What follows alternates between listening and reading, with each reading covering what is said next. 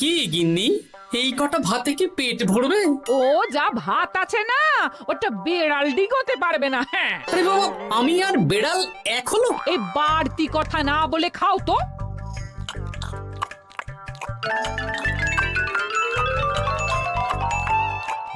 গিন্নি, পেটটা ভরেনি বুঝলে, তুমি আর এক হাঁড়ি ভাত বসাও। আমার জন্য 2 হাতা রাখা আছে, ওটাও খেয়ে নাও না। খাও, আমি আর ভাত বসাতে পারবো না। এখন উনুন ধরাও, আঁচ দাও, ভাত বসাও। আহ, আরে তোমারটা তুমি খেয়ে নাও না।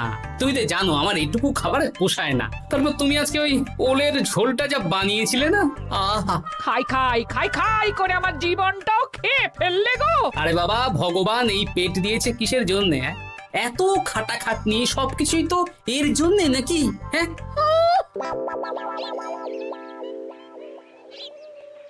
দাদু, অনেকদিন ভূতের গল্প শুনিনি, আজকে আমরা ভূতের গল্প শুনবো। বেশ, শোন তাহলে। আমাদের রাজ্যে আজ থেকে বেশ অনেক বছর আগে একটা খুব পেটুক লোক থাকতো। তোমার মতন পেটুক?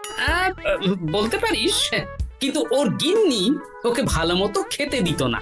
তাই একদিন না খেয়ে খেয়ে অক্কা পায় আর ভূত হয়ে এদিক সেদিক ঘুরতে থাকে। তারপর কি হলো দাদু? তারপর তো সে এক মজার ব্যাপার।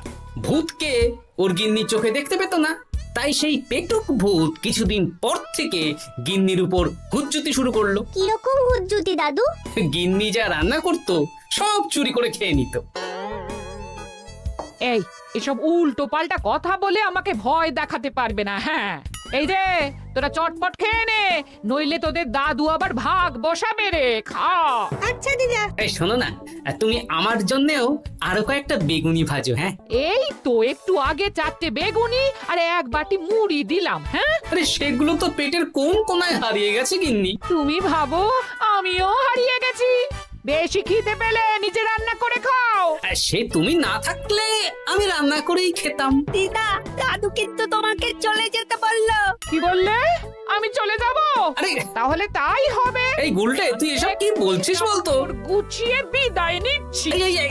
আরে আরে আরে, কোথায় চলে যেতে বললাম গিন্নি? হয়েছি আর না, আজকেই আমি বাপের বাড়ি চলে যাব। হ্যাঁ, এই দেখো, আমি কোথায় চলে যেতে বললাম? তোমার মনের কথা আমি বুঝে গেছি। এই দেখো, থাকবো না এই পোড়ার মুখ সংসারে। যা। লক্ষ্মী সোনা রাগ করেছে। হাওয়া গরম আছে, চল এখান থেকে বেগুনি নিয়ে এখন কেটে পড়ি। এই সামান্য ব্যাপারে রাগ করার কি আছে বলো তো? এবার নিজের সংসার নিয়ে নিজে থাকো, সারাদিন শুধু খাই খাই আর খাই খাই। নাও এবার ঠেলা সামলাও। ভুল করেও আমাকে বাপের বাড়িতে ডাকতে যাবে না বলে দিচ্ছি। যদি যাও তাহলে আমার থেকে খারাপ কেউ হবে না, এই বলে দিলাম। ওগো, তুমি আমায় ছেড়ে চলে গেলে গো, এবার আমি কার কাছে বায়না করবো গো?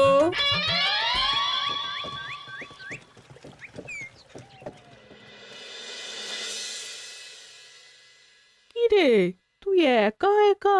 জামাই কোথায়? তোমাদের জামাইকে ছেড়ে চলে এসেছি। এ মা, তুমি কি থাকতে দেবে না আমি চলে যাব?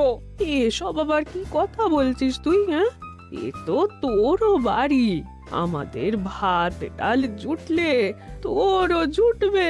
কি হয়েছে রে দিদি? দিন রাত খেটে খেটে কয়লার মতো পুড়ে যাচ্ছি, আর ওনার বায়না শেষ নেই। সারাদিন শুধু খাই খাই আর খাই খাই। এবার বুঝবে জামাই বাবু। হ্যাঁ, নিজে হাত পুড়িয়ে রান্না করার ঠেলা।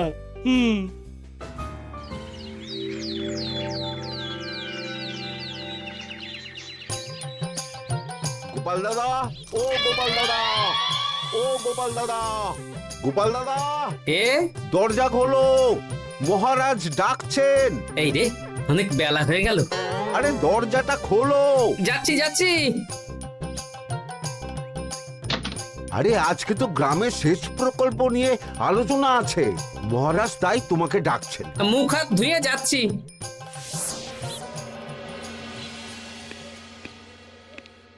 দেখুন মহারাজ, দেখুন, এত বেলায় গোপাল এলো, তাও নিজে আসেনি, ডেকে নিয়ে আসতে হলো। সত্যি গোপাল, আজকে এত জরুরি একটা আলোচনা সভা, কোথায় তুমি তাড়াতাড়ি আসবে? তা না করে গোপাল বাড়াবাড়ি করে ফেললো। গোপাল, এই আমি শেষবারের মতন বলে দিচ্ছি, ফের যদি এরকম রাজসভায় দেরি করে আসতে দেখি তাহলে কিন্তু কড়া ব্যবস্থা নেব। আসলে মহারাজ, আমার গিন্নি গতকাল রাগ করে বাপের বাড়ি চলে গেছে, তাই বেশ হয়েছে। আচ্ছা, যে জন্য আজকের আলোচনা সভা ডাকা হয়েছে সেটা হলো আমাদের রাজ্যের দক্ষিণে একটা সেচের জন্য পুকুর খনন করা হচ্ছে। এ তো খুব ভালো কথা মহারাজ। দক্ষিণের চাষি ভাইরা অনেক দিন ধরে জলের সমস্যায় ভুগছিল, এবার একটা সুরাহা হবে। কিন্তু এটার জন্য তোমাদের বেতন কয়েক মাস কম পাবে তোমরা। এ কি কেন মহারাজ? তোমার তো এখন একজনের সংসার গোপাল, তোমার আবার চিন্তা কিসে? তাহলেও সেচের জন্য পুকুর খোঁড়া হবে, তার সাথে আমাদের বেতনের কি সম্পর্ক? কারণ ভাড়ারের অবস্থা খুব একটা ভালো নয়, তাই আগামী 3 মাস তোমাদের বেতন 5 মোহর করে কম দেওয়া হবে। হ্যাঁ? হ্যাঁ নয় হ্যাঁ। আর ওই 3 মাসের কেটে নেওয়া বেতন চতুর্থ মাসের বেতনের সঙ্গে যোগ করে দেওয়া হবে।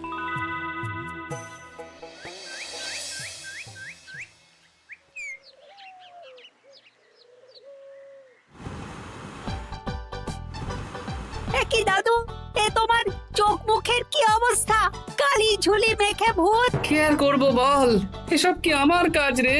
কালকে ভূতের গল্প শোনাচ্ছিলে, আজকে নিজেই ভূত সেজে বসে আছো।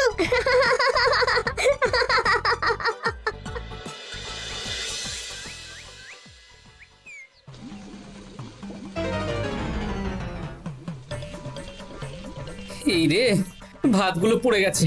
দূর দূর দূর, এভাবে হয় নাকি? না, এবার থেকে ভোজনালয় থেকেই খাবার খেতে হবে। একার জন্য কে আবার রান্না করে? দূর দূর। কি গোপাল দাদা, তুমিও আমার মতন ভোজনালয়ে খাচ্ছ? আমার না হয় বাড়িতে রান্না করার কেউ নেই। আমারও নেই, যে ছিল সে ছেড়ে চলে গেছে। ভাই, আর একটু ভাত দেবে? গোপাল দাদা, ভাত আর হবে না গো, আরো কয়েকজন দৈনিক খদ্দের আসবে, তাদের জন্য রেখে দিয়েছি। তাহলে কি আর করা যাবে? একটু একটু ওই তরকারি একটা শাল পাতায় মুড়ে দে, বাড়িতে গিয়ে মুড়ি দিয়ে খাবো। আচ্ছা, তা দিচ্ছি। তুমি খাওয়া হয়ে গেলে হাত মুখ ধুয়ে নাও। আচ্ছা গোপাল দাদা, গিন্নিমা চলিয়ে গেল কেন? সে তোর গিন্নিমাকে গিয়ে জিজ্ঞেস কর। সে তো জিজ্ঞেস করতেই হবে, তোমার মতো একটা ভালো মানুষকে ছেড়ে চলিয়ে গেছে।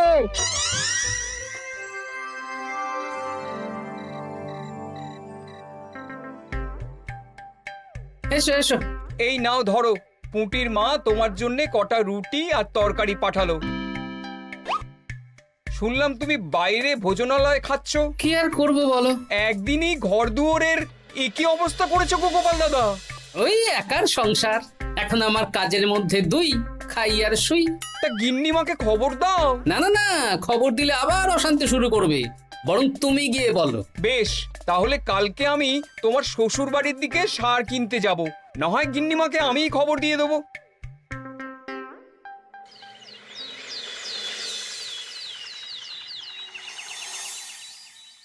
বাড়ি ঘর গোছালো, তাতে আমি কি করতে পারি? এখন আমি আর ওই বাড়িতে থাকি না। হ্যাঁ, শুধু তাই না, গোপাল দাদা বাইরে ভোজনালয়ে তেল মশলা দেওয়া উল্টো পাল্টা খাবার খাচ্ছে গো। থাক, আমাকে এসব কথা শোনাতে আসবে না পুটির বাবা। আমার খাটতে খাটতে জীবনটা কয়লা হয়ে গেছে, কয়লা। ওনার বায়নার শেষ নেই। হ্যাঁ, বুঝলে গোপাল দাদা, আমি গিন্নিমাকে অনেক করে বোঝালাম, কিন্তু কিছুতেই কোনো কথা শুনলো না। বেশ, শুনতে হবে না। এরকম বললে হয় নাকি? চারিদিকে ঘর দুয়ার অগোছালো, খাবারের থালা বাসন এদিক ওদিক ছড়িয়ে ছিটিয়ে আছে। ওরে বাবারে, ইঁদুরেও আস্তানা করেছে। যা হচ্ছে হোক।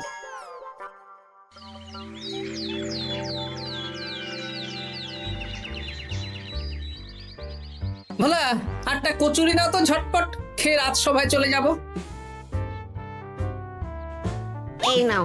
ও গোপাল দাদা, শুনলাম নাকি গিন্নিমা বাড়ি ছেড়ে চলে গেছেন? হ্যাঁ, ঠিকই শুনেছো। তাই বাইরের খাবার খেয়ে কতদিন কাটাবে? এভাবে তো তোমার শরীর খারাপ করবে।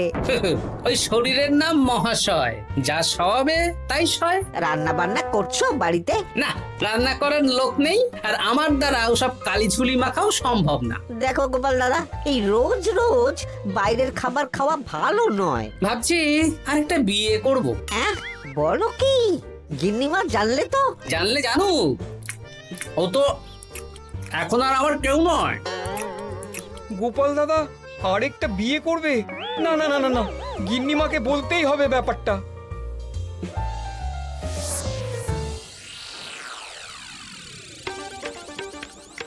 গিন্নিমা, তুমি আবার এসেছো পুটির বাবা। সর্বনাশ হয়ে গেছে। আবার কি সর্বনাশ? হ্যাঁ, বাড়ির চারিদিকে অগোছালো, ইঁদুর মশা মাছি ঘুরে বেড়াচ্ছে। আমি আর ওই বাড়িতে যাব না।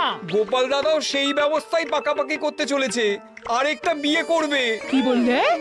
জল জ্যান্ত বউ থাকতে আরেকটা বিয়ে? হ্যাঁ, আমি আজকেই যাব। ওর একদিন কি আমার একদিন? হ্যাঁ, আমি আজকেই যাব। এই দিদি, এক মুহূর্তে এরকম বদলে গেলি কেন? আবার আবার তো জামাইবাবু তোকে কাটাবে। তা বলে তোর জামাই বাবুটাই অন্য কারোর হয়ে যাবে? হ্যাঁ, আমি বেঁচে থাকতে আমি হতে দেব না। তাহলে দিদি আমিও যাব। ওই জামাইবাবু অতিরিক্ত খায়, জামাইবাবুর খাওয়া বন্ধ করতে হবে, বুঝলি? ঠিক আছে, চল তাহলে চল। ঠিক আছে, চলুন তাহলে। হ্যাঁ হ্যাঁ, তাই চলো। বুঝলি দিদি, আমার মাথায় একটা মতলব এসেছে। হ্যাঁ। কি মতলব শুনি?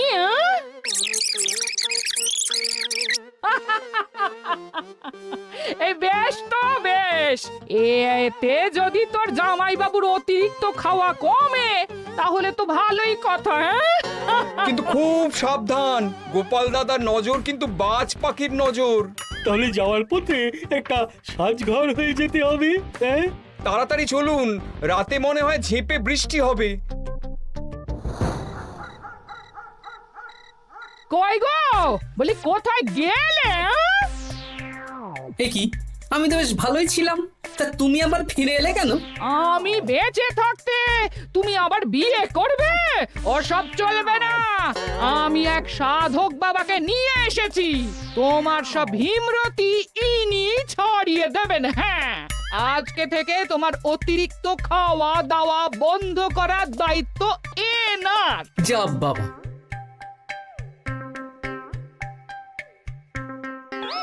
কি করেছো গো? হ্যাঁ, ঘর দুয়ার তো পুরো শ্মশান হয়ে গেছে গো।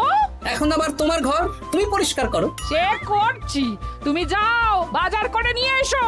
ভোলার দোকান থেকে বেশি করে ছানা আনবে, আর রাতে ছানার বড়া করে তরকারি বানাবো। হ্যাঁ, আহা, কতদিন খাইনি, এক্ষুনি যাচ্ছি।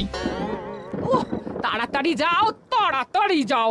মেঘ ডাকছে, রাতে বৃষ্টি হবে। আমি এই ঘর গুছিয়ে রান্না বসাচ্ছি গো। বলো কি গোপাল দাদা, গিন্নিমা ফিরে এসেছেন? হ্যাঁ, সকালে তোমার দোকানে বলেছিলাম না বিয়ে করব, সেটা নিশ্চয়ই কেউ শুনে গিন্নির কানে দিয়েছে। ব্যাস, ঘরের বউ ঘরে চলে এলো। সকালে যখন তোমাকে আমি ওই কচুরি দিচ্ছিলাম, তখন তো ওই পুঁটির বাবাকে দোকানের সামনে দিয়ে হেঁটে যেতে দেখেছিলাম। তাহলে পুঁটির বাবাই খবর দিয়েছে, ভালোই হয়েছে। যাই হোক, আমাকে ওই 500 গ্রাম মতো ছানা দাও তো, গিন্নি ছানার বড়া দিয়ে তরকারি করবে। ভালো তো, ভালো তো, তোমরা ওই কর্তা গিন্নি একসাথে খাবে। আবার কোন সাধককে নিয়ে এসেছে যে আবার খাবার খাওয়া নিয়ন্ত্রণ করবে? দেখো কি করে তোমাকে সামলায়। এই নাও।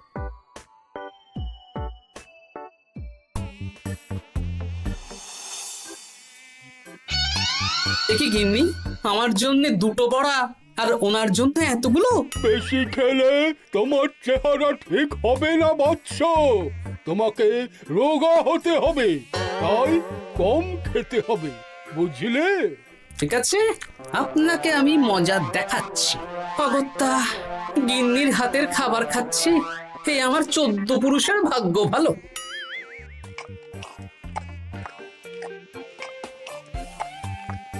বাবা, আপনাকে আরেকটু তরকারি দিই বাবা? দে মা, দে। আমাকে দাও। একদম না, বলেছি না তোকে রোগা হতে হবে। হ্যাঁ, কি মশা রে তোদের বাড়িতে। আরে রে নকল গুফ, মশা যাওয়ার আগে আপনাকে আমি তাড়াবো। এই কদিন চারদিকে সব ছড়িয়ে ছিটিয়ে নোংরা করেছে, মশা মাছি এত তাড়াতাড়ি যাবে না। হ্যাঁ, আমার খাওয়া হয়ে গেছে, আমি উঠলাম। আপনি ভালো করে খান কেমন?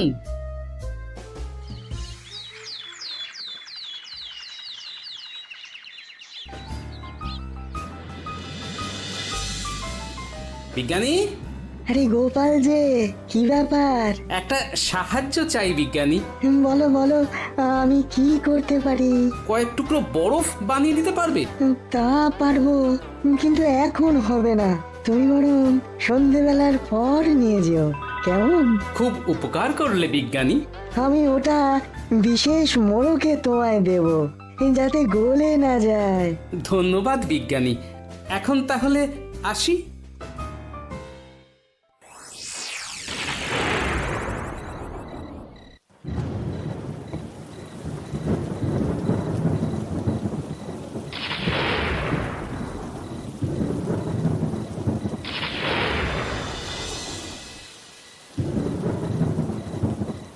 ভালো করেছিস বাবা, যা মশার উৎপাত, মশারি ছাড়া ঘুমোনো যাবে না। কথায় আছে সেবাই পরম ধর্ম, তাই একটু ধর্মকর্ম করছি আর কি।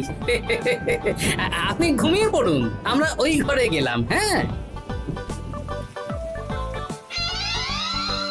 সব দরজা জানলা ভালো করে বন্ধ করে দিয়েছো তো?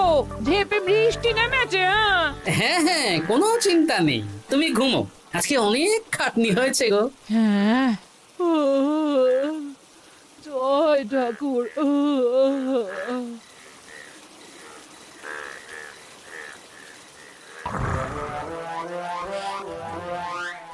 এই তো গিন্নিও ঘুমিয়েছে, এবার আসল কাজ শুরু হবে।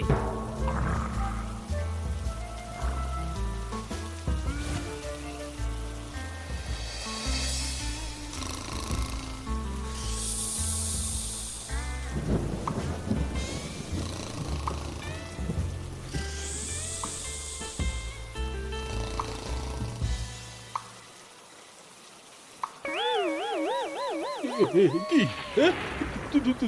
জল পড়ছে কেন? চাল ফুটো হয়ে গেল নাকি? এত রাতে দিদিকে ডাকা ঠিক হবে না।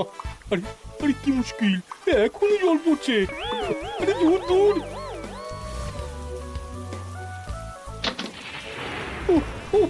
বাপরে বাপ।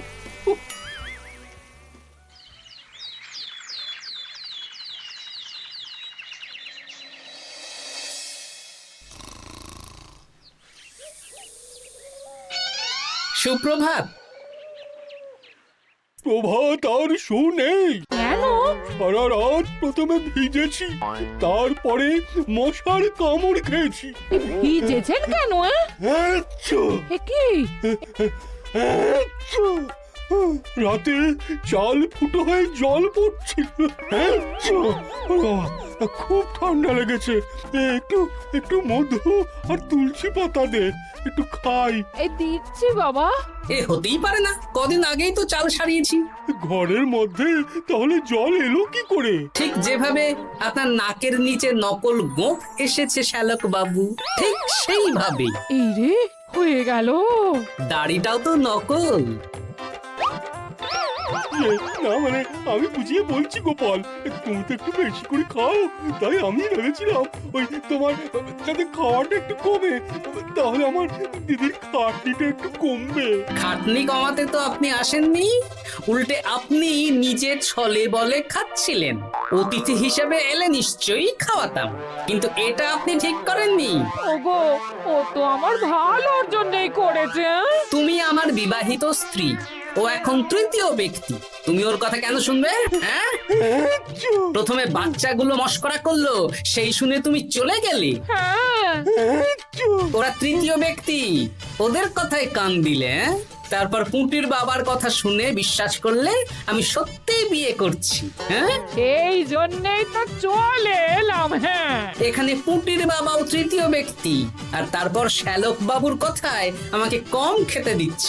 আর উনিও তৃতীয় ব্যক্তি। ইয়ে, না মানে? হ্যাঁ মানে না মানে কিছু না। যখনই সংসারে স্বামী স্ত্রীর মাঝে তৃতীয় ব্যক্তি প্রবেশ করবে তখনই অশান্তি হবে। নিজেদের সমস্যা আমরা নিজেরাই ঠিক করে নেব। আচ্ছা গো আচ্ছা, ঠিক আছে, আর কোনো বাইরের লোকের কথা শুনবো না।